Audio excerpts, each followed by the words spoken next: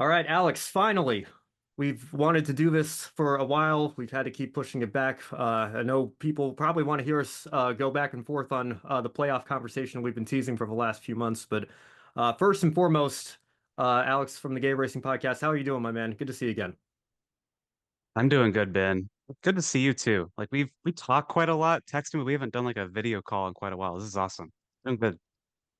Yeah, yeah, it has been a while. I know everybody's obviously been burned out getting through the end of the racing season. I know I was just talking to you before we hit record. We just were doing our last grid shows not even 2 weeks ago with Abu Dhabi wrapping up. So the NASCAR season's been wrapped up for a month and a half or so. But motorsports being the global sport that it is, there's pretty much always something going on year round. We had the F1 season finale and Formula E opening their season the same day. So if you cover everything, I guess you never really get a true break in that sense. Maybe for the holidays coming up here, but That's why I don't cover everything. yeah, That's why I don't watch everything. I need a that's break. I'm yeah. enjoying the break right now. I only do NASCAR and IndyCar.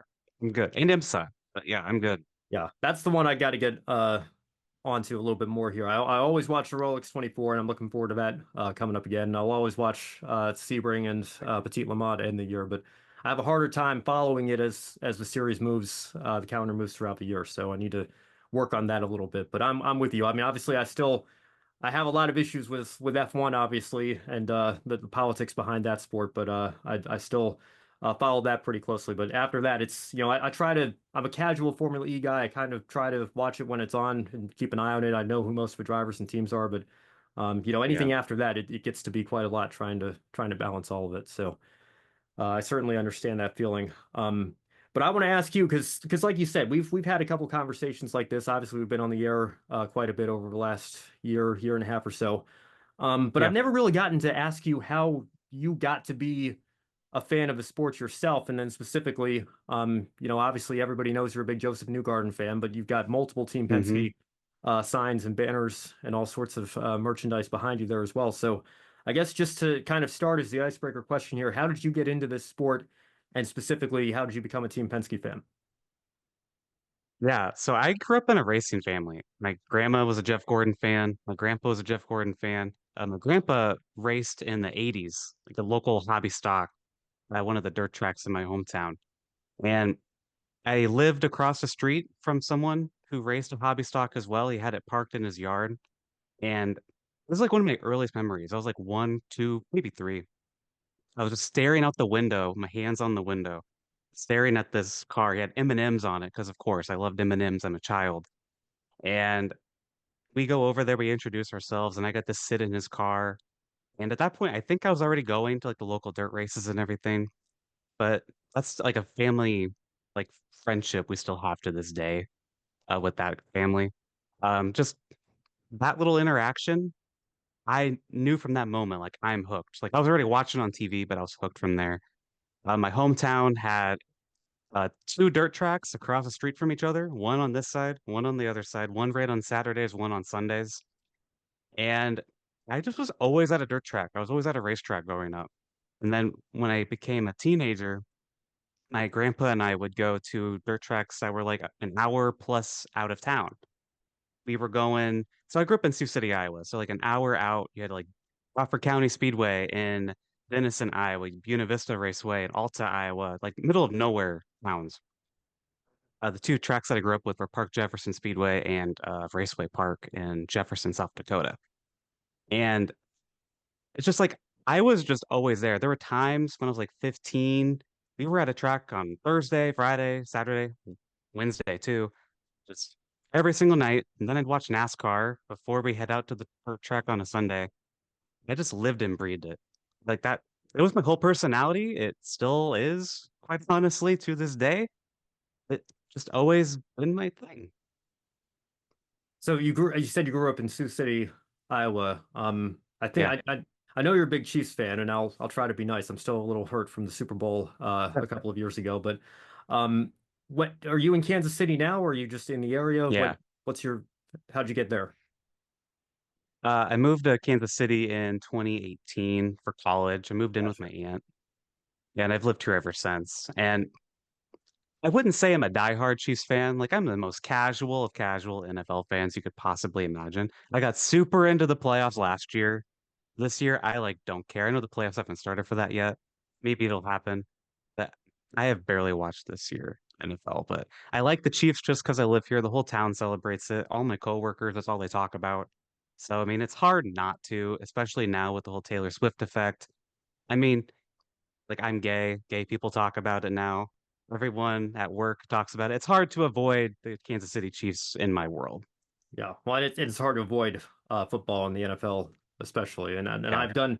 I've done my best to do the same as well. I've hardly watched any. I'm still mad at my Eagles for how last season ended with the collapse. I keep joking the Philadelphia football team, whose name shall not be mentioned, is on probation, and even if I mean they could win the Super Bowl by 80 points this year, I still don't trust Sirianni and want him gone, which I guess is just a typical Philadelphia sports mentality there, but. I'm with you. I've been kind of disillusioned with the college football landscape as well. I'm all for, some of the NIL transfer relaxing of those rules and everything, but I think it has gone too far in a lot of ways, and I'm not a fan of, as you know, probably not a fan of playoff expansion, in any Hmm. sport really. So we'll see. I'll give this 12 team playoff a shot, I guess. But it's probably been the year that I've watched the least football it's certainly in the last decade and a half or so, ever since I've been a child. So, yeah, but I guess again, just going back to what we opened with, I've been so busy watching all the racing season that it gets hard to keep up with some of the other stick and ball sports like that. Yeah. Yeah, so And I guess, or sorry, go ahead. well, you were asked about how I became a Penske fan Right, that's too what I and was gonna everything, like follow up with. why? Yeah, yeah. So as you can see uh on video here, I have Joseph Newgarden, Scott McLaughlin, Ryan Blaney. More Joseph Newgarden stuff. I'm wearing a Joseph Newgarden shirt. And my Twitter handle is at Newgaden. That's just Newgarden with the Y instead of an R. Um, why am I a Penske fan? 10 years ago, I did not like Team Penske at all. I was not a fan of Joey Logano. I was not a fan of Brad Keselowski. I've never cared for Will Power, like as a fan, right? It started when I would always watch the Indianapolis 500 every year.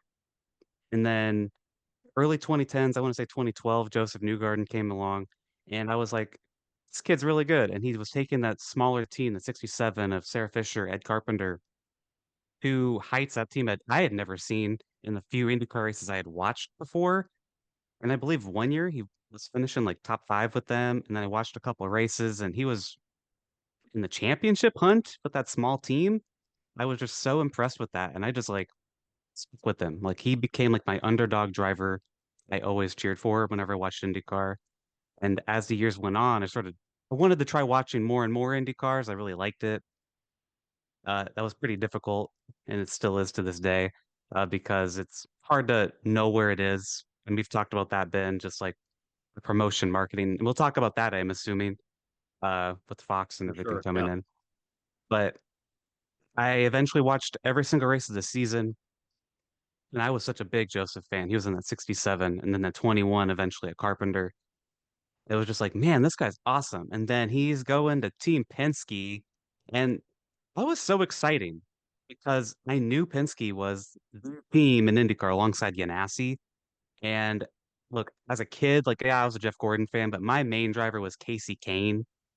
And it's not like he ever lit the world on fire or anything, even if he went to Hendrick. So I was like, man, if Joseph Newgarden could do this good in a little Ed Carpenter, Sarah Fisher car, he's going to do really good at Penske. And first year in a Penske car, goes out, wins the championship, of course. And it it was just like so cool. Like it felt like a long time coming for me as a race fan because no one, at least in the major motorsports, had won championship of any kind. It was just so cool. I was never like a Penske specific fan, right? Ever until Joseph Newgarden came along. But then they had the Penske games on their social media accounts, and I really started to actually gel with all of their other drivers, and eventually Scott McLaughlin, Ryan Blaney moved in house, and it's just like I came my team. I think specifically because of the Penske games. Joseph Newgarden was the foundation, but then the Penske games, like, wow, these guys are all really fun and cool, and it's why I wish more teams would do that. I think McLaren is the only team that does that in any capacity nowadays. But yeah, was never a Penske fan until Josef Newgarden went there. Yeah, I think I'm trying to think back to the team's history because I know Ed Carpenter got that win at Kentucky in when he was driving 67 himself. And then I think Joseph came along in 2012, like you were mentioning. And yeah, I mean, I guess I always gravitated towards another young American, Alexander Rossi, who I know has bounced around. Ironically, he's going to be at Carpenter's seat next year, and looks like he might be on the same path when he was at Andretti. I know he hasn't had as much success in recent years, but um, gave me great pride when he won the 500 in 16, being one of the few fans that follows both the top teams in IndyCar and the back markers in F1 that I was watching him at the U.S. Grand Prix the year before driving that Manor car, the back marker in F1, and then interesting to Yeah. see how his journeys come along as well. So again, I think both of those guys have had. I mean, Joseph obviously has won multiple 500s and championships. Rossi's been a 500 winner, been in contention for a couple of championships here and there. So it is fun to kind of find a driver in this sport and you're kind of gravitated towards them and see their rise up Yeah. through the ranks, and always fun to see them succeed for sure. And you mentioned having a sense of pride when Rossi won the 500. I felt like I won the Indy 500. I I was attending both of Joseph wins in person for the Indy I can't 500, which is imagine. That's crazy. My heart was pumping both times. It literally felt like I was like pulling him to the win. Like I'm in my head, like, okay, you got 3 laps left. You got three more. Come on. You can get back by him. It's okay.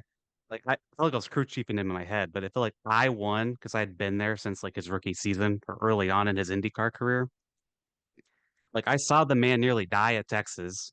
Like, like that was yeah, terrifying. And then he comes back like as very shortly after that, just dominated at Iowa. I believe that was 2016. right. Yep. Just I've been through it all with this man. And then I don't want to get too into it, but the whole villainization of him, I've stuck beside this man through everything. And it's just like, man, especially last year, it was just like, he's also how I met my best friend, Zack, who I do the Andersen podcast with. We're both gay fans who are fans of Josef Newgarden. That's how that started. And to go with him to the Indy 500 and Joseph winning it, such a full circle moment for my fandom for Joseph. Yeah, that'll be a nice segue into what I want to ask you in just a moment. But I am glad for Joseph and for fans like yourself that he won it again this year because you certainly weren't going to hear it from me. I know there were a lot of fans. I know that the 2023 finish was a little controversial with the multiple red flags and Yeah. everything, but I think Joseph certainly earned that one in many respects too. But there was no debate this year, and I remember just watching it back as a neutral fan. All I was saying was like, look, I'm looking at this entire top five or top six, whatever it was, and I'm like, I would be perfectly okay with any of these drivers winning it. Let's just please go green to the end. Please do not give us a late caution or red flag or anything like we had last year, and we got that, and we got a fantastic finish. You do feel for Pato Award. Hopefully he'll get to experience that one day as well. But for you to be in attendance for both of those, I can only imagine. I've never even been to IMS period, let alone to the Oh, you 500. gotta. I know You have to. it's on my bucket Magical. list. Yeah, it's funny. I kind of volunteer with my college's cross country team. Kind of assistant coaching, taking splits, and coming to most of the meets. We had our top female runner qualify for nationals as she has the last several years, Mm, and it was in Terre Haute, Indiana this year. So they actually mm. flew into the Indianapolis airport, and obviously, only one runner going to that meet. I didn't go with our head coach and our runner to that nationals meet, but I was thinking like, man, they're like they joke on Twitter all the time when there's weather in the area, right? Like there's a window over Terre Haute, Yeah, Indiana. Like yeah. it's right there. They got to be pretty close to the speedway and everything. So it's definitely on my list to get there for sure. So hopefully one of these days, in the not too distant future, I can make it out there for the 500. You kind of mentioned it, when talking about being a Penske fan and your friend Zach and everything. I think Hmm. most people probably know you from your podcast, the Gay Racing Podcast, which has uh, done quite well, especially over the last couple of years. I know you guys are even on YouTube now doing a video version of that. Um, how did that? How exactly did you meet Zach, and how did that podcast get started? Well, I first met Zack on Twitter. Just like Twitter, racing Twitter used to be a lot smaller than it is now, in my opinion.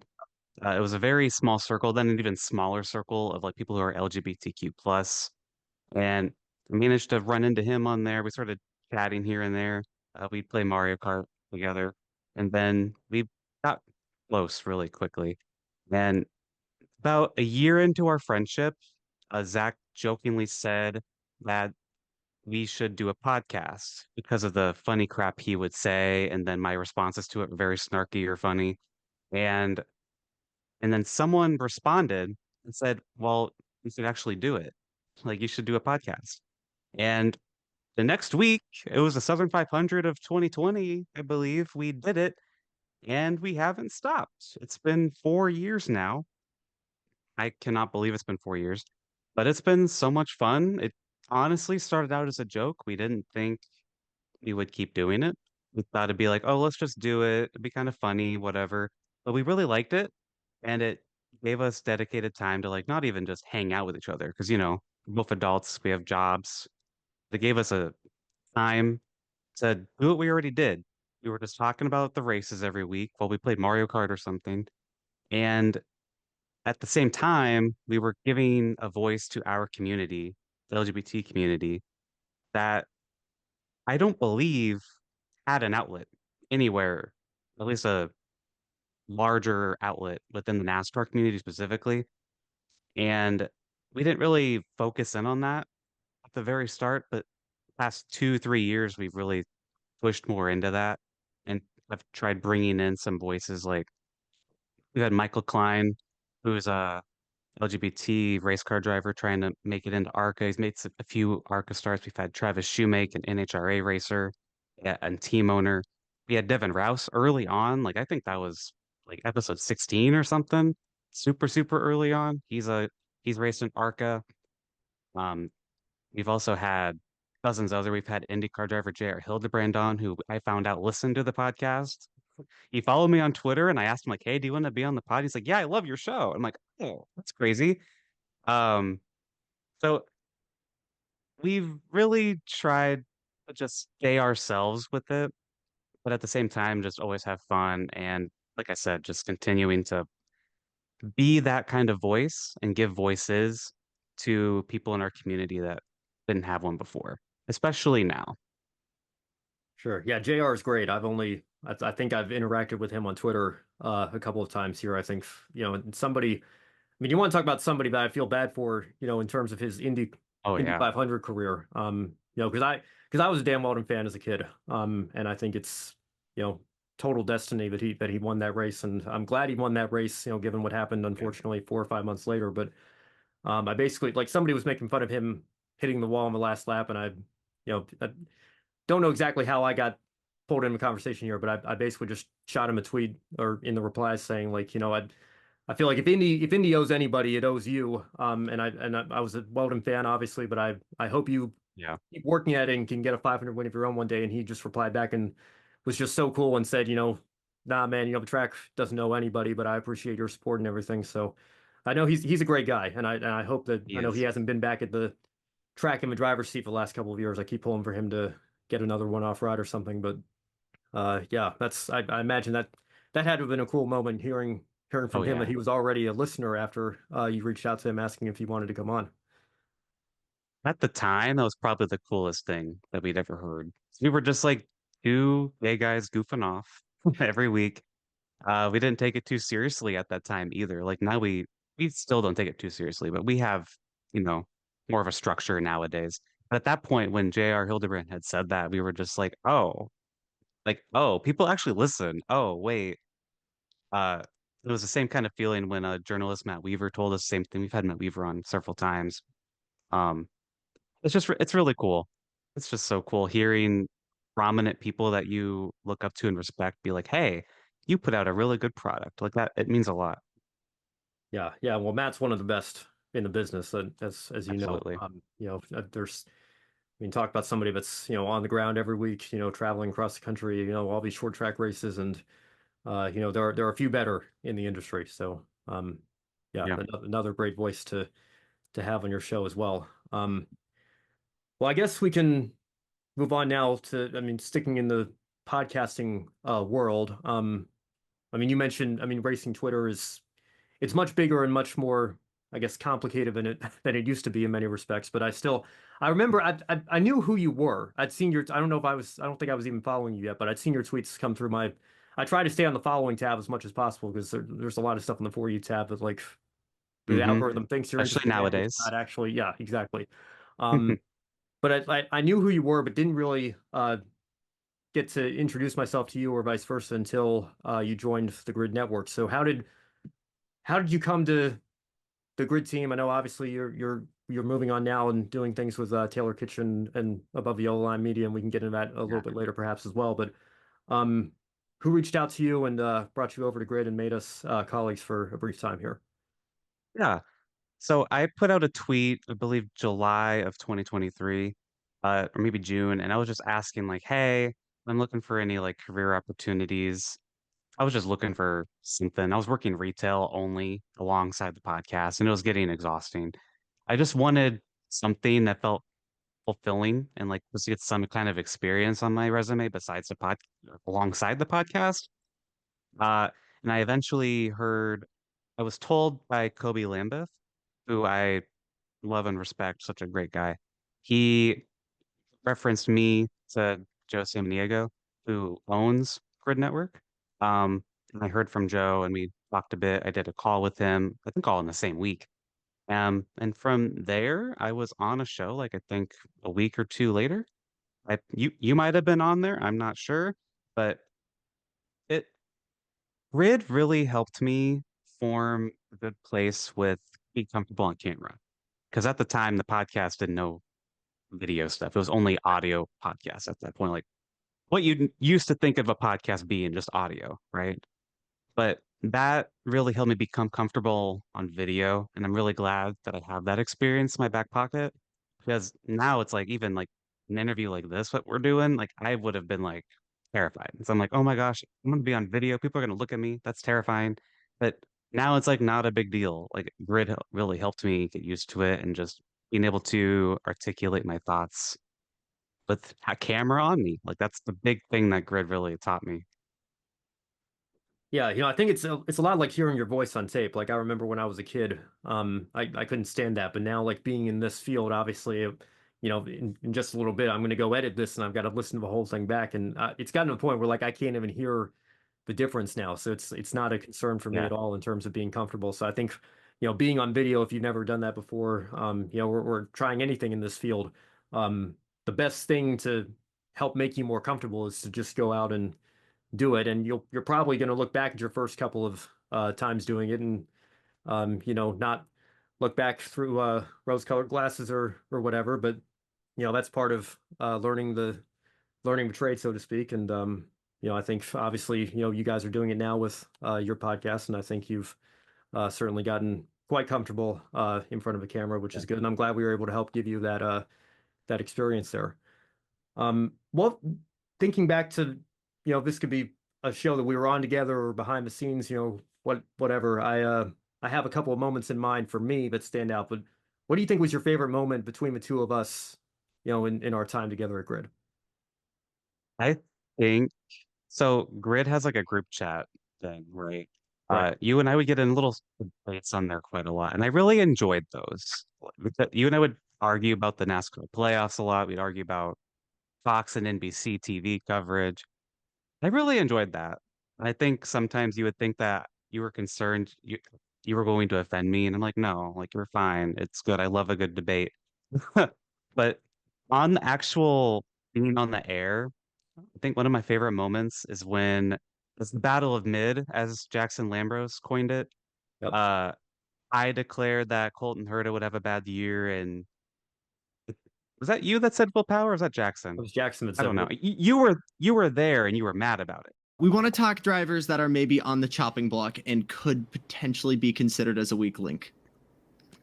Willpower, I think, is getting up there just because of He how just won sneaky a he's been. I championship, know we've though, been 2 years talking about his ago, consistency. yes, right? Yes, well, that's what it I was. thought I was mad when you said Herta, and then about walked off the Yes. set when or off the set. I walked off camera out my door here Yeah, in yeah. home studio. But again, So let me, Oh, Ben, man. I need you to let me finish Oh, talking. Ben, I need you to let me finish talking. I feel like I'm on first take right now. And I swear I'm not. We're on first take. That's when I apologized to you. It was like your her to take is fine compared to that. yeah, Jackson ran I away don't scared. have to say anything. I don't have to say anything. The only thing I have to say is, Alex, I'm sorry I treated you so harshly for calling Colton Herter a weak link. And it's ironic because I Yeah. think Herter recovered to finish second in points, and Power was up there all year. So they both actually had pretty They decent did. years, all things considered. But But yeah, I would say that one. That was one of my funniest moments I ever had at Grid. It was, and it's live too, by the way. Everything that Grid is live, and that was a whole new thing for me too. I'd never done anything like that, but that was so fun. That it's just like, and then it was followed throughout the entire season too. Like we got little updates in our little group chat, sometimes on the air. It was fun, a lot of fun.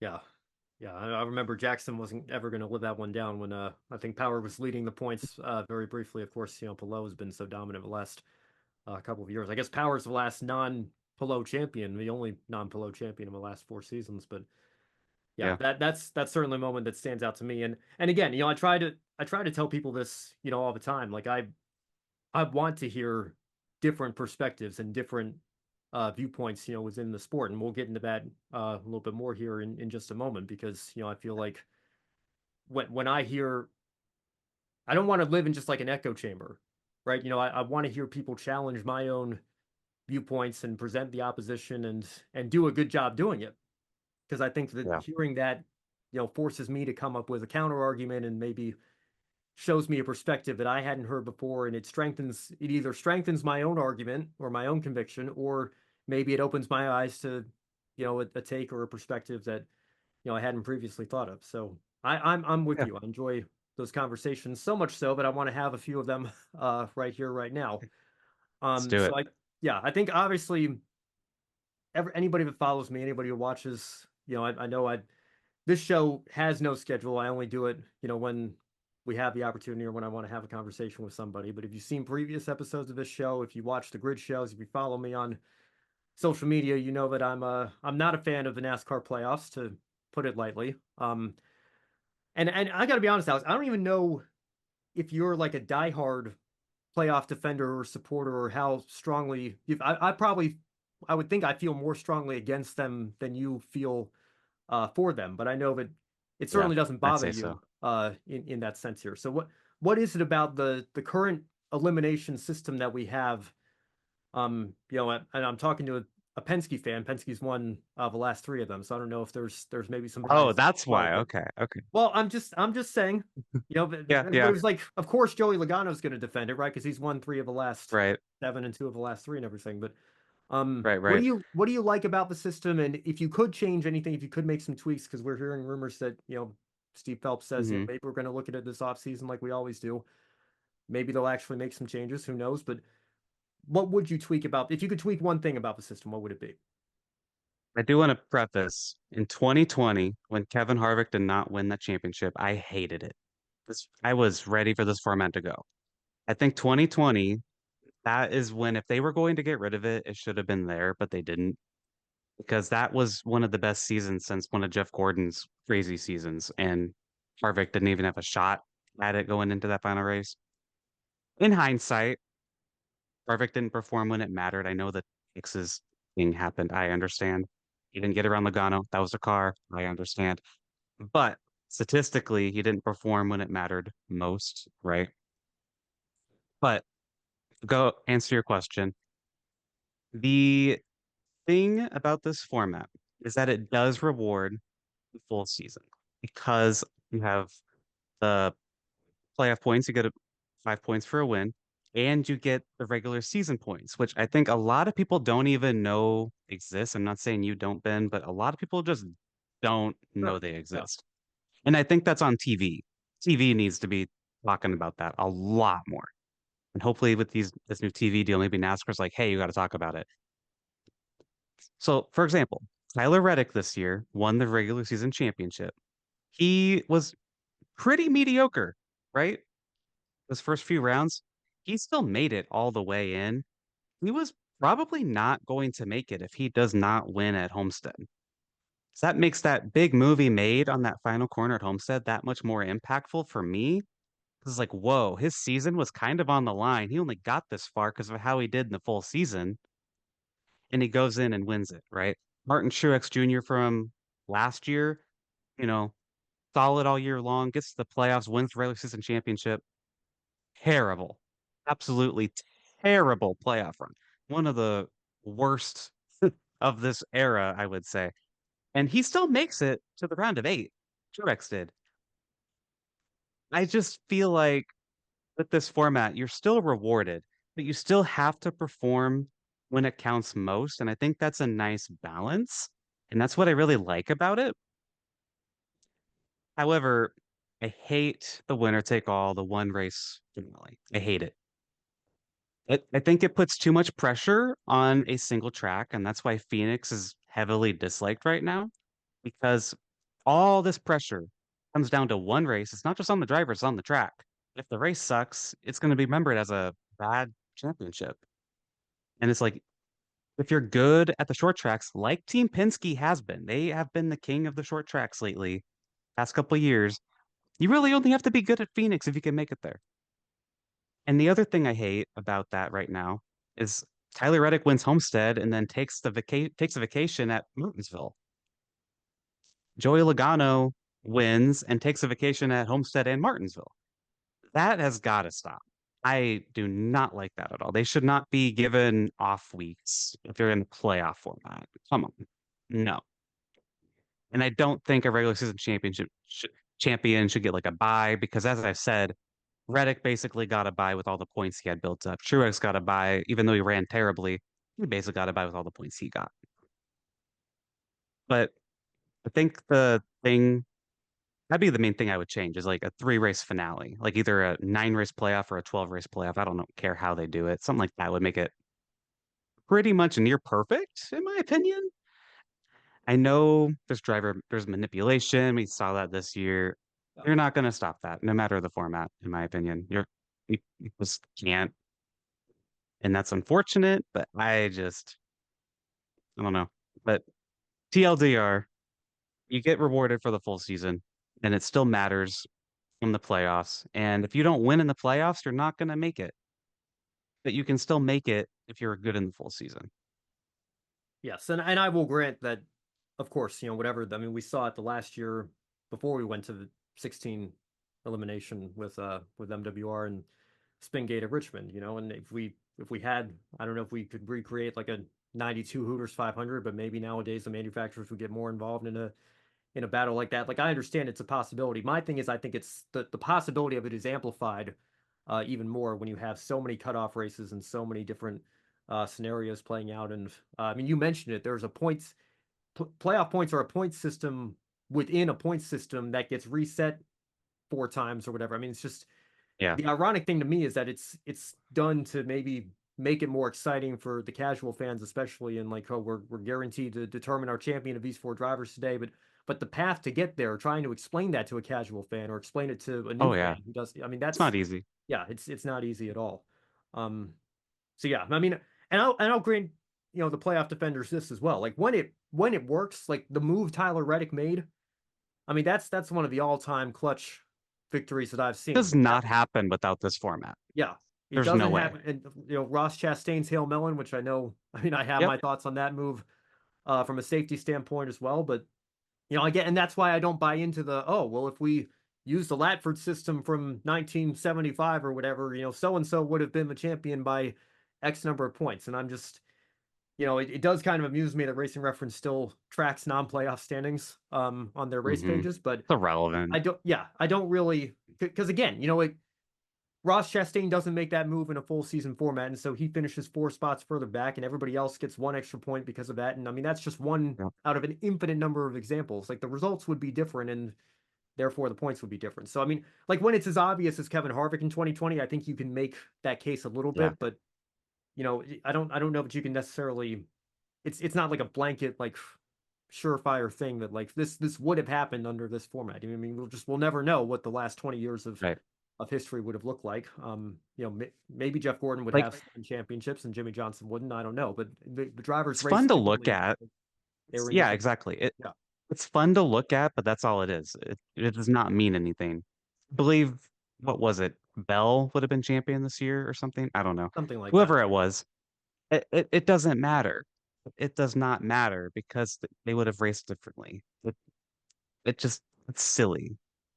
I just don't care about the different formats. I think it's a neat stat to look at, like, oh, Chase Elliott was the point leader this week, blah blah blah. It's like cool, but he didn't have wins, and you have to win. I think it's pretty simple. I like the emphasis on wins in the format. Winner take all, I can understand that being disliked. Maybe if they gave more points in the playoffs, that makes it more complicated. So maybe not. Yeah. But Well, yeah, I think what F1 does actually, where it's 25 points for a win and then 18 for second, 15 for third, and then 2-point increments further yeah, down. Like, when it's mostly 2-point increments, but it's a 7-point increment for a win, like that means that winning, and IndyCar does the same thing, right? And it's 50 for a win, yeah, 40 for second, and so on from there. So if you want to emphasize winning, to me, that's the way to do it. It's not a free ticket into the next round or a free ticket, well, like we saw with Harrison Burton at Daytona, for example, this year, which again, great race, great storyline, great yeah. moment, great feel-good story. But my thing was just that I don't think that alone warrants that car being top 16 in the points over a driver that maybe had a good season but did everything Yeah. but win a race, and because of how much parity we get, didn't make the playoffs. Go ahead.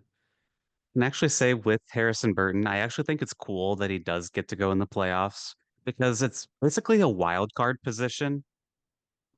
Sure. And Yeah, that's fair. I think that's fine because honestly, the playoffs are bloated. We do not need 16 Yeah, spots. I'm But with if you they're on that. going to have 16, sure, let Ricky Stenhouse in every 5 years. Austin Dillon could come in every 4 years, whatever.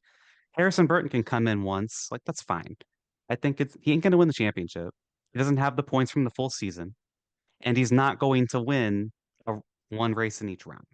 You know, it's fun. I think it's cool for the team for them to have their moment. And as we saw, he was out in the first round. I think that's fine. And he didn't take up a spot because who was 17th? Kyle Busch, who ran awful all year. Probably Chastain So or Bush. Yeah, yeah, those two. so they were irrelevant all year. They were going to be irrelevant in the playoffs as well, and it didn't make a difference. So I think wild card winner's fine. Yeah, I certainly agree. I think 16 is far too many. So I could see that argument. Like, how is a Chastain or a Bush, really that much more likely to go on to get hot at the right Yeah, time, so to speak, and go on a run like that than a Harrison Burton is. yeah. I Um, can understand that for sure, but I don't know if you saw it, but Zach did a little video on our YouTube channel about what he would do for the format.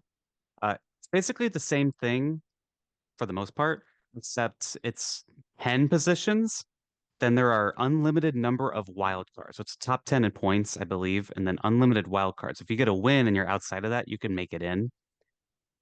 And I believe there's only one time you'd actually have 16 drivers in there if they would have ran that format. So I think something like that could be yeah. fine too. I don't know if that's easier to explain or not, but something to think about. Yeah. Well, and so my thing, a big reason why I'm not a fan of the resets and the system and everything, because everybody gets so caught up in, who's the champion, who gets to lift the trophy at the end of the year. But as somebody, I write for Brock Beard and Last Card at Info, for crying out loud. I love watching the underdogs. I love watching kind of the guys in the midfield and seeing how Yeah. the entire landscape of the standings plays out. I still remember somebody wrote for might have been Mike Davis. I don't know. Somebody wrote on Dirty Mo Media's website. I think in 2020 at Darlington, Ross Chastain was fighting, I think, a premium motorsports car or something, like the entire race. And obviously, like those guys are fighting for whatever it was, 31st.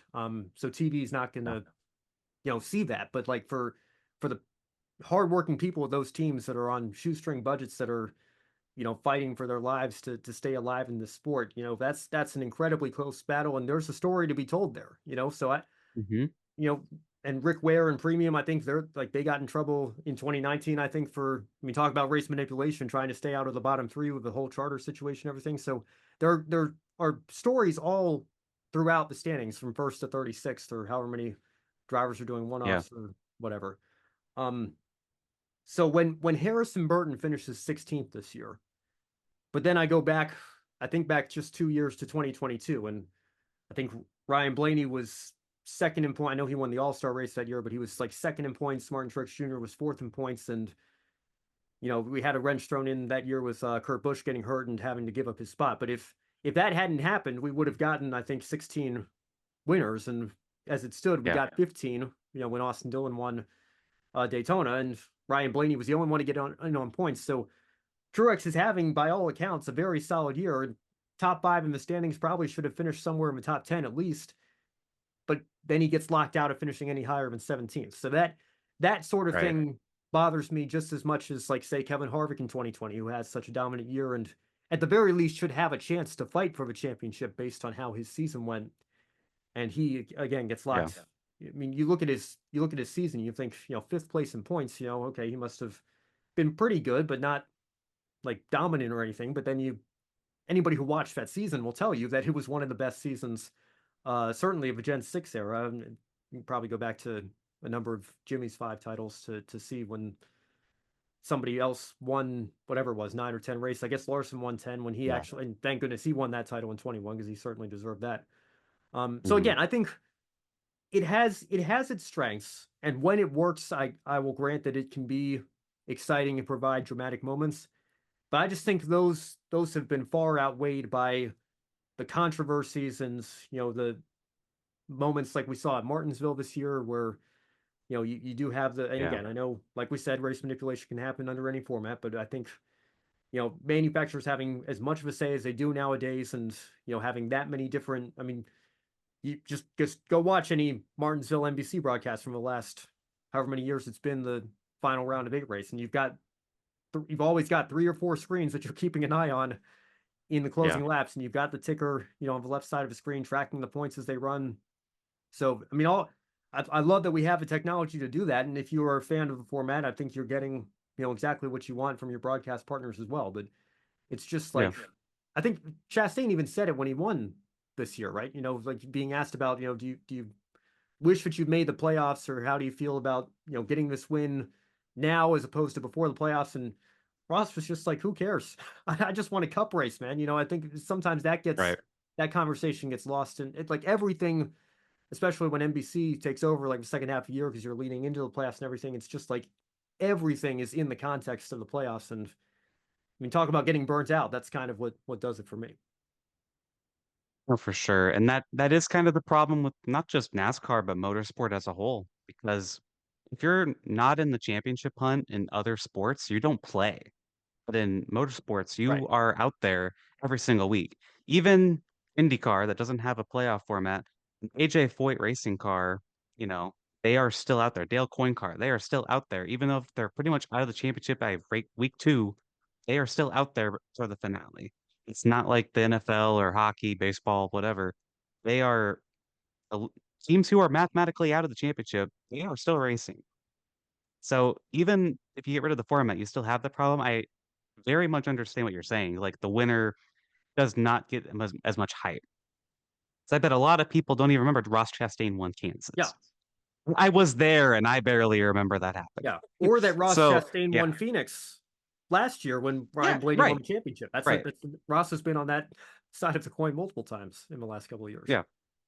So that's definitely a flaw. I can agree with that. Yeah. But I do think ultimately it's kind of the same thing, but I see what you're saying for sure. Like there's definitely an issue there. Yeah. And again, I think my probably the biggest thing that I struggle with is I feel like, I try to avoid the stick and ball comparisons, but if you take the NFL, for example, there's only 17 games in a season. There's 32 different teams. You just do the math. You can't play every team. Because I love the Premier League following that English soccer, because they don't have a playoff either. You play every team twice. There's 20 teams, 38 games, 19 other teams you have to play them all twice. Add up all the points at the end of the year, that's your champion. I have no problem with that. Whereas in the NFL and like what you've seen with college football, how many teams there are, in Division 1, There's a reason why fans have wanted a playoff. They want to see the best teams go head to head.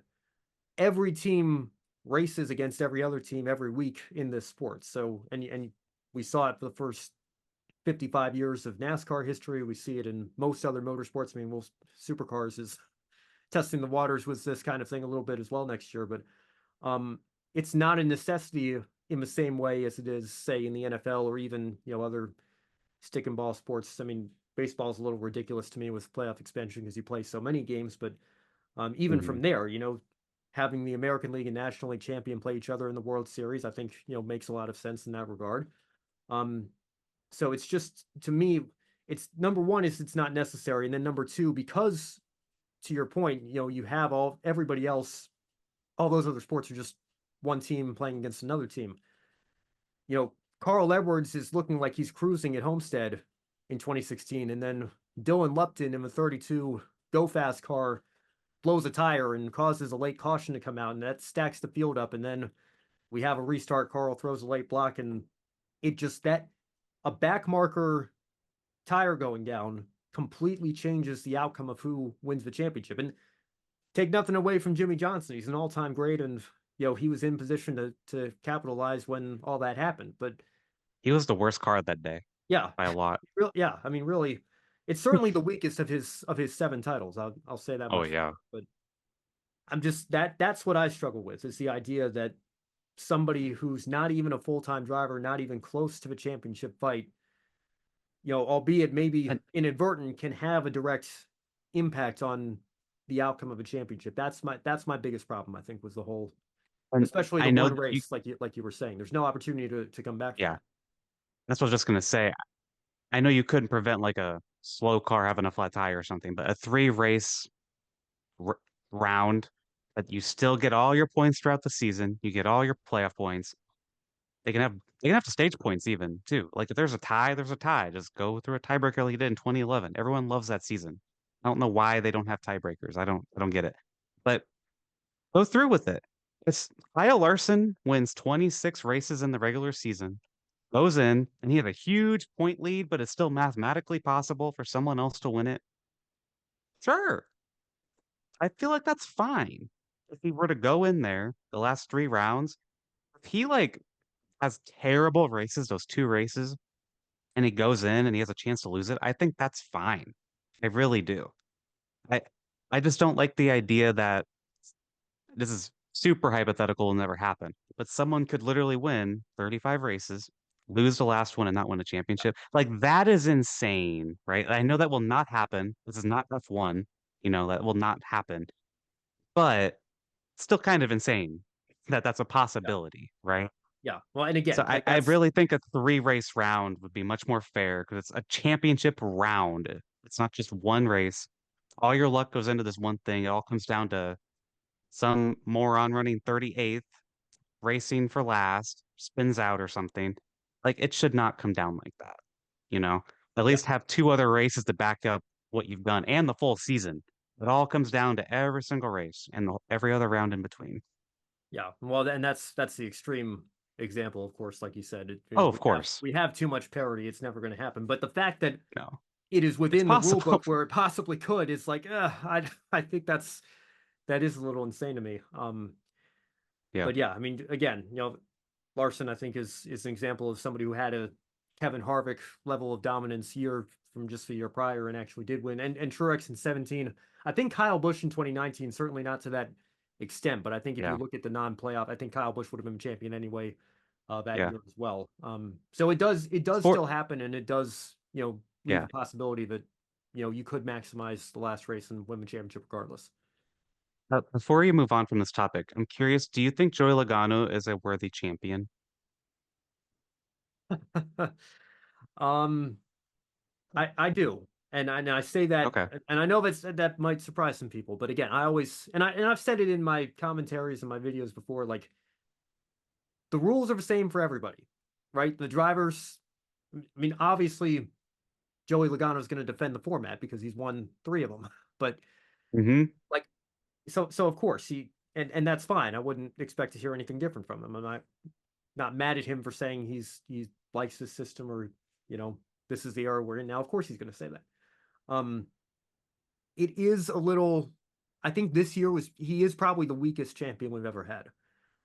Because, and this is actually a nice segue because I know you and I are in complete agreement on the next thing I want to talk about, but we get a quintuple overtime insanity finish at Nashville, and I was so and mad. all credit to him. I don't know how he made the fuel last, but Logano makes the fuel tank last. He wins. He's in the postseason, and then he falls out after the round of 12. But then Alex Bowman gets disqualified, so then he's brought back in, and then he goes out and wins the opening race in the round of 8. Again, a very similar kind of, I think I was just hearing on Sirius XM today. I think his first 3 wins this year, he led a combined 24 laps or something crazy. I mean, they used to call Kevin Harvick the closer, right? They might have to start calling Joey Logano that. And then he almost won Richmond before Austin Dillon wrecked everyone. Yeah, that's true. He was, but again, weird season for him. Yeah, overtime coming into effect. Dillon, I think everybody justifiably upset with what Dillon did there on the last lap, but everybody, might forget that like Dillon should have won that race anyway. If that race hadn't gone in overtime, Dillon was home free there. It was an awesome race for him. Yeah. Again, it was a very, very weird. I hesitate to say fluky kind of season because I don't want to completely take his championship away from him or anything. But like you said at the start, he wins the first race of the round of 8, and then he can basically use the next 2 races as like a test session. Right. He can take his foot off the gas and know like we can relax. We can just gather data, start prepping the Phoenix car right now because we're in. And then he goes and wins the Phoenix race, and then he's the champion with a 17.1 average finish or whatever it was. I mean, again, I'm not going to credit where it's like Matt Crafton in 2019, for example, not even winning. I mean, talk about an emphasis on winning, right? And then a guy doesn't win a race all year and he wins the title. Right. But he played the system, right? He maximized, he did everything he needed to do to take advantage and work the system to his advantage. And it worked for him and he's the champion. I can't, my problem with the system has nothing to do with the drivers that maximize the system. I think they're all deserving champions. They may not be as impressive champions as like, again, like a Jeff Gordon in 98 or something, which again, winning 13 races is, phenomenal dominance. It doesn't happen every year, but it leaves, again, the possibility being open that somebody, could have a season like that and lose it to a guy who has an average finish of 17th, who even in like the 04 to 13 era wouldn't have made a 12 driver chase on points. I don't know. That's right. It does give me mixed feelings. I have to be honest there. Yeah. I get it. Yeah. But speaking of overtime and, more modern day rule changes and gimmicks here, I got to say, I was a little surprised that you were on this side of the overtime debate, and given I think what people said about Josef Newgarden's first Indy 500 win, I think that was kind of like the obviously IndyCar doesn't have overtime extending the races, but it was the same kind of mentality, right? We're going to try to get a green flag finish at whatever cost. Yeah. Abu Dhabi in 2021 in F1, another example of that. So what, I certainly have my answer to this, but what is it? Because fans say all the time, and we just saw, Mike Bagley put that poll out again, like even after quintuple overtime at Nashville, you got 42% of fans saying, forget limiting it to 1 or limiting it to 3. We want unlimited attempts. What is it about overtime you're not a fan of? Just causes unnecessary chaos. I don't understand. It just ruins good races. There are so many races this year that were ruined by overtime. I think Nashville was a solid race. Brickyard 400 was incredible, in my opinion, especially the laps leading up to that. Kyle Larson was making an incredible charge through the pack. And sure, he won the race, but we don't know if Brad Keselowski could have made it on fuel because of overtime. It just takes so much time. They clean the track and then it takes forever. Then they do it again, they crash again. It's just not enjoyable. I don't think it's good TV. It pisses off your TV partners, I imagine, because they have to get off the air and go to their next thing, right? Like I just don't see the benefit of it because these teams are already hurting for money, and all these crashes do is make them burn more money, especially at Daytona and Talladega. I don't think that should be an overtime, should be a thing there, period. I think my compromise idea is let's just do one overtime. That's it. I don't even like that. But Yeah. if you want to have it, just do one. I used to be team unlimited when they were doing the stupid line on the backstretch. I don't even remember what it was called. The overtime line. Yeah. Yeah, overtime line. I hated that. So I'm like, just do unlimited if you're gonna do this. Like, come on, just do unlimited. Yeah. But no, just do one. It's not that difficult. But if in my ideal world, the race ends at the scheduled distance. And that goes for the Indy 500, whether my guy's in the lead or not. I was furious my first Indy 500. I'm like, my first one's going to be remembered for being a mess. Like, like I was like kind of distraught. My guy's going to lose because of it. I didn't know in the moment that he would benefit from it. Yeah. But he got passed right before that caution came out. So in the moment, I was pissed for that reason too. But I just don't like it. I really don't. Yeah, I got to say it because I think I'm trying to think back to some of the finishes we got this year. I think Watkins Glen was kind of the one where I would say, I can give the overtime crowd their flowers for this one because that was a great finish between Chris Buescher and Shane Van Gisbergen. But I still remember because I talked to my Encore co-host Brandon Crossland about this on the show like the next day. That race was called the Go Bowling at the Glen. It didn't have an advertised scheduled. I mean, it did, but it wasn't like advertised yeah. in the race name. And then the next week we go to Bristol, and it's just the Bristol Night Race or whatever, the Bass Pro Shops Night Race. Like I'm more open to the idea of, again, I wouldn't want to go beyond one attempt. I'm with you. That would be my compromise. Yeah. But the Daytona, like Kyle Busch won the Daytona 500. Dude. Like Ricky Stenhouse won the Don't Daytona get me started on the 530, Daytona 500. right? Like, I mean, that's when you have, again, talking, and maybe this just makes me a traditionalist, like old man yells at cloud kind of thing, but yeah, I feel like numbers aren't arbitrary, like it's not the Indianapolis 501. I mean, we were talking about J.R. Hildebrand earlier in the show. It's he can tell you better than anybody. It's not the Indianapolis 499, right? Like it's the Indianapolis 500. It's the Daytona 500. It's the Talladega, the Yellowwood 500, whatever. It's whoever's got the sponsorship rights now. The Geico 500. The Pepsi 400 or Coke Zero 400. Like these numbers, have they either signify a number of miles or kilometers or laps or whatever the case may be. And I just feel like that bothers me enough, that we advertise a certain distance. We have crew chiefs that are calculating fuel perhaps to a scheduled distance, and then again, something completely out of their control, completely, throw all that out the window. And again, I guess the counter to that is, as a crew chief, you should be able to adjust on the fly to things like that. But I think, again, it's part of a larger culture problem that we have in the sport, particularly in Xfinity and trucks, where you have these young drivers who, cars are as safe as they've ever been. They feel invincible, and so they make more egregious moves. And the truck finale at Phoenix in 23 is a perfect example of that. It becomes almost impossible to finish these races, and the number of overtime finishes we see has become more commonplace. And I think that, again, if it was only like once every 8 or 10 weeks that we had a race going to overtime, it probably wouldn't bother me as much. But when there have been so many good races and you've got a great green flag run playing out to the end, and then with 3 to go, somebody spins and they hit the caution button. It's just an absolute that Richmond race that Austin Dillon won, that was a really good race too. No one remembers that. Brickyard 400. I don't think that did good in Jeff Gluck's was it a good race poll? That was a really good race in my opinion. Daytona 500 the last 3 years has been solid in my opinion, but no one remembers the race. They remember extra couple miles we ran. Daytona 500 has suffered the most from overtime, I think. The prestige for that race is gone for me. Yeah. Quite frankly, I don't care about that race anymore, and that makes me sad. Like I get really excited watching it. I'm like, oh my gosh, the Daytona 500, I remember as a kid is back. Oh my gosh. But then they get to 50 to go. And it's like, oh my gosh, it's still really awesome. I hope they don't wreck. And then they wreck 20 times. And then we're sitting there like an hour out of the broadcast window. And I'm just like, and I don't care who wins this anymore. Yeah. That's always it's not a good look. Yeah. I always joke, but it's like, well, it was a pretty good Daytona 400 again. And then, or good Daytona 450 again. And then, we spiral out of control the last 20 laps or 50 miles or whatever.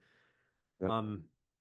So yeah, I mean, just again, not a fan of it. I know, obviously you feel the same way, but again, I don't know what the solution is, because once you open up this can of worms, I think you have a divided fan base. You have the traditionalists, you have the ones that think it's important to finish under green. And I get it, it's a late caution is going to be a buzzkill no matter what, but I just think, again, especially unlimited, it opens up a whole world of possibility where we can't even get these races to their conclusion, and it gets to the point again where it's like I just don't care anymore. Just end it and somebody take a checker flag and win the race. And if someone feels that way about your product, oh my God, just end it. That's not a good product. Yeah. Yeah. Well, and again, I you were felt talking that about many times about NASCAR this year, many times, and that's not good.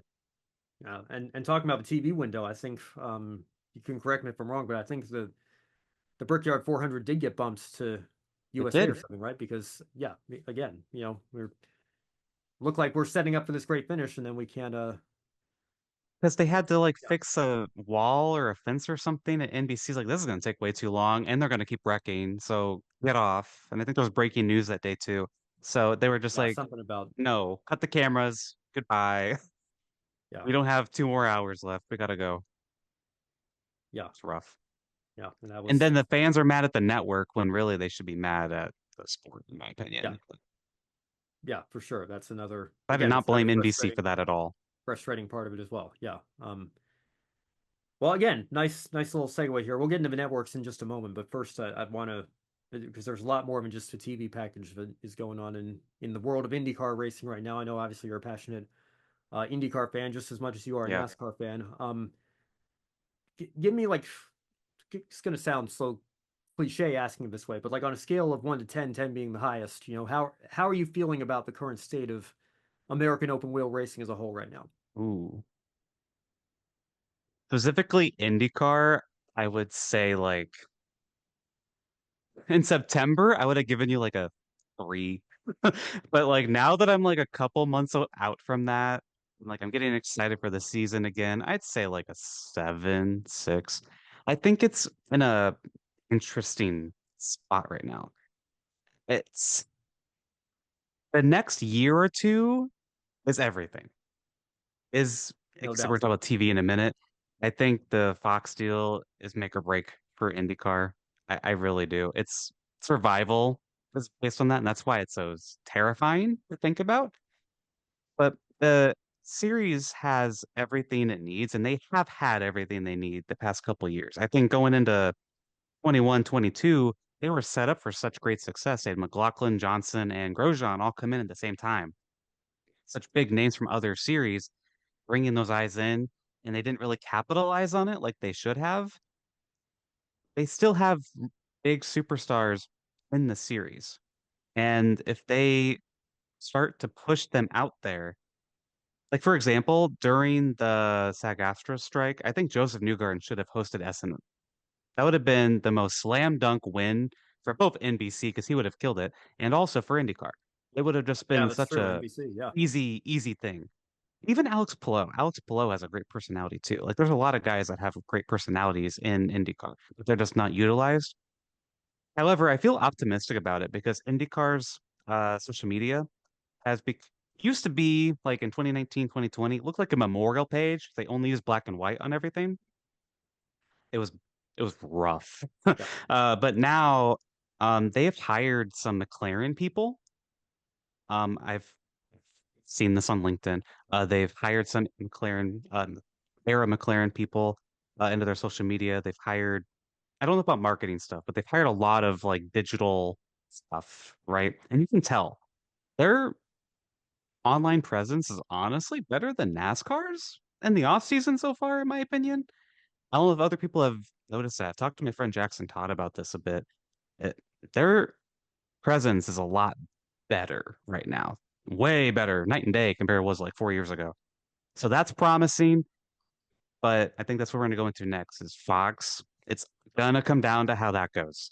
Because if the TV product, because a lot of people are not on social media, believe it or not, what's going to Right. matter Yeah. is the TV.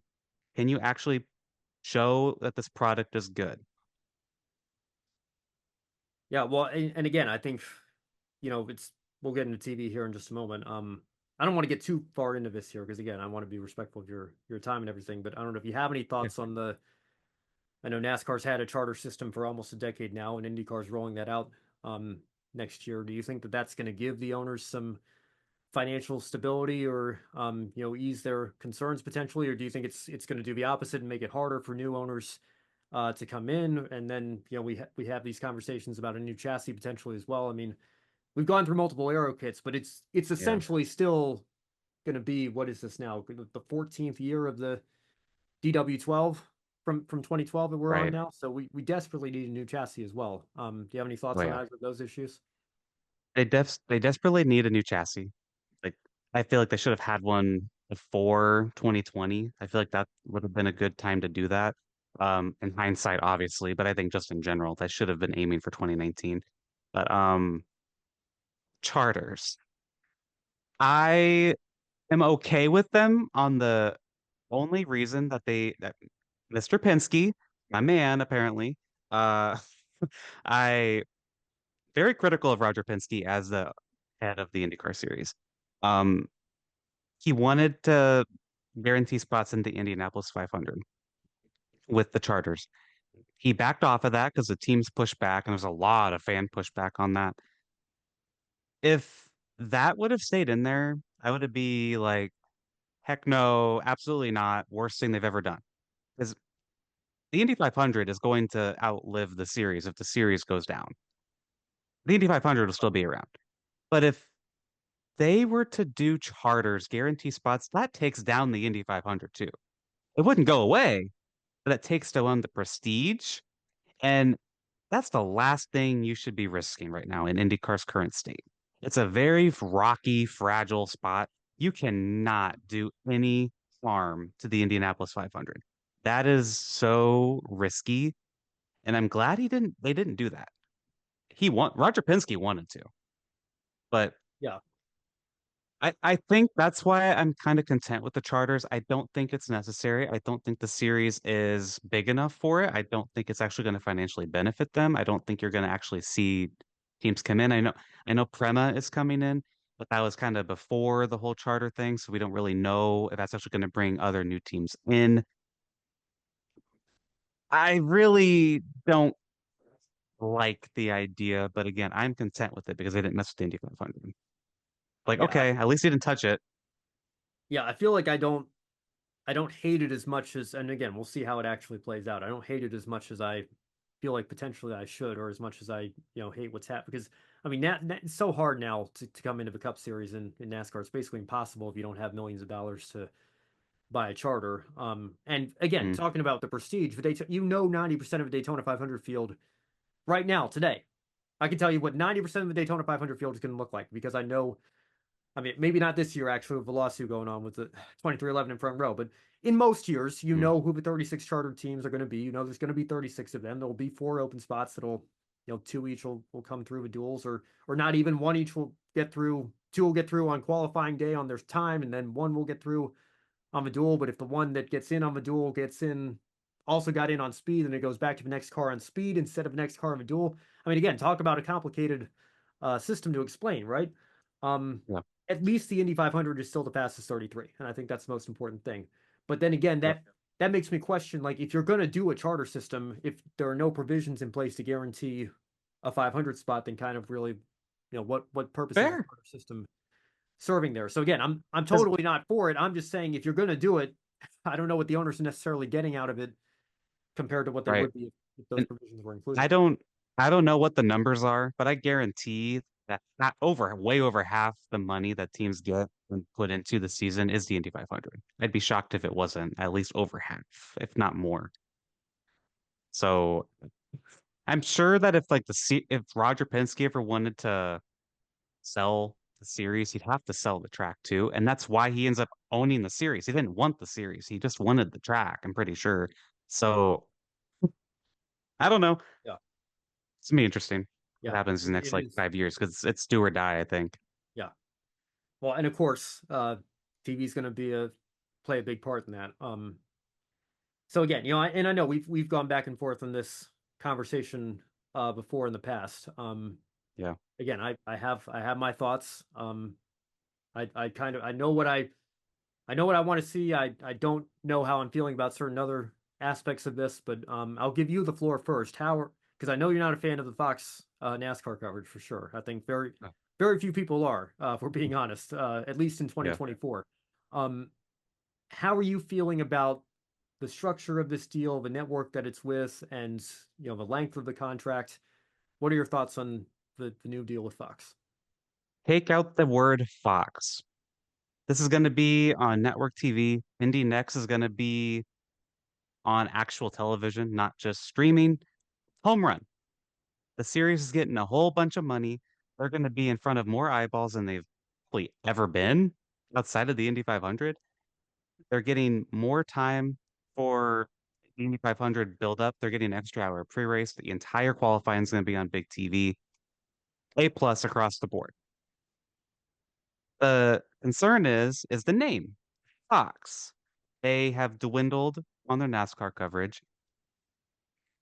Across the board, honestly, I feel like a lot of their sports is not up to par to everyone else from what I've seen with like the NFL and other sports.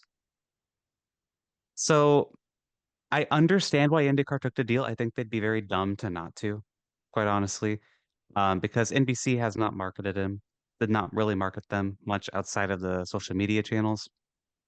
But again, like I said earlier, not everyone's on social media. That's not going to be the cure-all. Like you might potentially get a couple, 20 somethings to watch a race or two, but you don't have the Drive to Survive thing, right? And we're not in a lockdown situation anymore. So like a show isn't going to fix it all either, like they've tried doing. But Fox Sports is such a wild card that, like I've said a couple times now, it's do or die. Like I really think that if this coverage is anything like the NASCAR coverage, the IndyCar series might not exist in 5 years.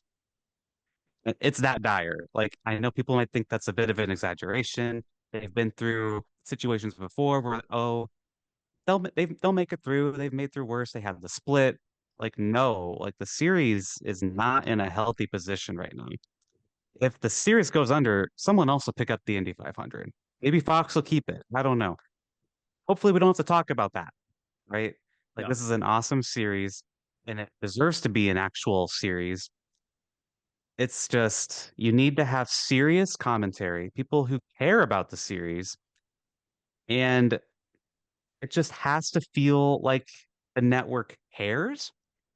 And from what I've seen so far, Fox has actually put in a lot of effort. They've been getting promotion during NFL broadcasts, which get more viewers than the actual Indy 500 does. And Super Bowl's on Fox Free this year, too, shows, which is yeah, it's a big deal that they are going to Fox and they're actually seemingly caring about it. It's just, is the broadcast team going to be good? All respect to Jamie Little, but she cannot be the lead. I don't think she is. There's been rumblings that it's going to be Alan Bestwick, which if that happens, that's a home run again. And Alan Bestwick really made the ABC era tolerable, the end of the ABC era. Yeah. So if it's Alan Bestwick, it might be okay. I'm hoping they get James Hinchcliffe. Townsend Bell can come along, I guess. I don't care. But you and I said that it'd be Connor Daly up there. That did not happen. He signed a got a Juncos. full-time ride. Yeah, so he's set.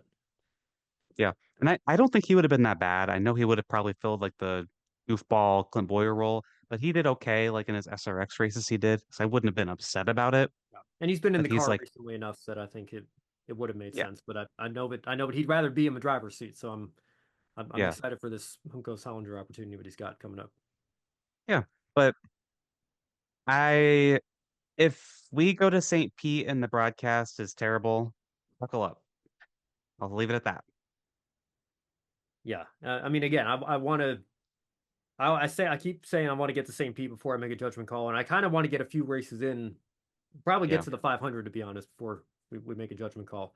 I'm not a fan, and again, I know, it's impossible to compete against the NFL, right? And especially if you're doing Yeah. this deal with Fox, you want to have Sunday afternoon races. I get why the season's going to end in August, but I wish it would extend out. I wish the off season weren't quite as long as it is. Well, that's another thing. Fox has the Super Bowl Right. in 2025. And there's probably going to be IndyCar promotion in that and the Daytona 500 promotion, right? But then they're going to go to St. Pete and then they're going to be gone for a month. So you're going to lose anyone who's like, oh, let me check that out. Then they're going to forget about it. So you're still having the problem of no one knows when you're racing. Even if you market it pretty well, you need to have a better schedule to start. But that's a whole other topic. That's not Fox's fault.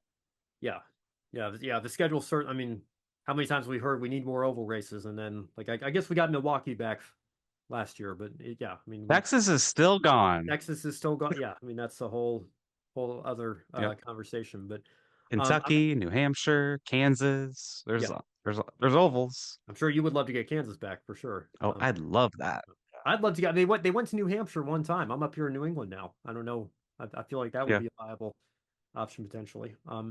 I'm basically pretty much. I wouldn't say I'm like completely in lockstep with your assessment here. I think maybe I'm a little bit more cautiously optimistic that there isn't like the goofs from NASCAR and Fox that we see are going to infiltrate. Because I think there's probably going to be some overlap, but I preferred, I think IndyCar and NBC was great. I thought NASCAR and NBC was all right as well, but I think IndyCar, their IndyCar coverage was on another level in my opinion.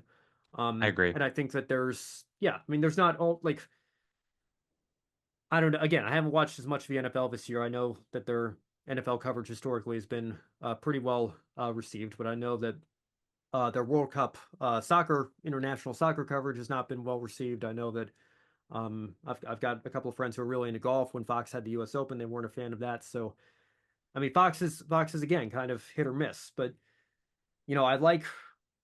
It's interesting. I think you actually replied to my tweet either yesterday or a couple days ago, whenever that is. It looks like they rebranded that old Speed account. Oh yeah. I hadn't. Yeah. I completely missed that when that happened in August, but. Bob Pockris, who does a tremendous job for Fox Sports, probably the best thing that Fox Sports has going for them right now, tagged it in a post. So I clicked on the account. It seems like it's still blacked out and they haven't done much with it yet. But like you were saying, maybe there's some legalities of when the contracts expire. How much can they actually do with it just yet? Bet they do a big tweet like New Year's Day or something. Something like that for sure. Yeah, or maybe around the Super Bowl to kind of kick off their Yeah. coverage in front of as many people as possible. But I trust Bob. I'm glad that Bob seems to be tweeting about IndyCar. I think that is positive for the series. That's And gonna be Alan, big. I think a lot of yeah, NASCAR people will probably check it out. for sure. And I think, and if Kyle Larson's able to do the double again this year, hopefully the weather's better this time. Fingers crossed. But and I think again, Alan Bestwick, it would be the number one choice, and I don't see why he couldn't do it because I think UConn women's basketball is going to be pretty much wrapped up by the time the season starts, and he's already doing public address work at the Speedway anyway. I would think he's available if he wants it. I think that would be the way to go. So our friend Jackson Lambros reassures me every time I talk about this with him. He says that IMS Productions is going to be doing the camera work and the TV work for Fox as it did NBC. Alan Bestwick's already pretty much employed by IMS Productions because he does the PA at the Indy 500 and the Indianapolis races. So he should be a very easy get.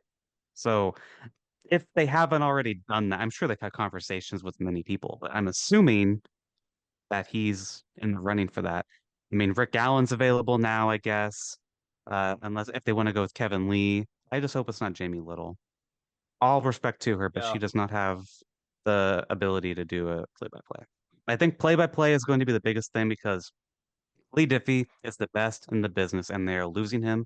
You need someone who can match that, or at least get close, and that's Alan Bestwick.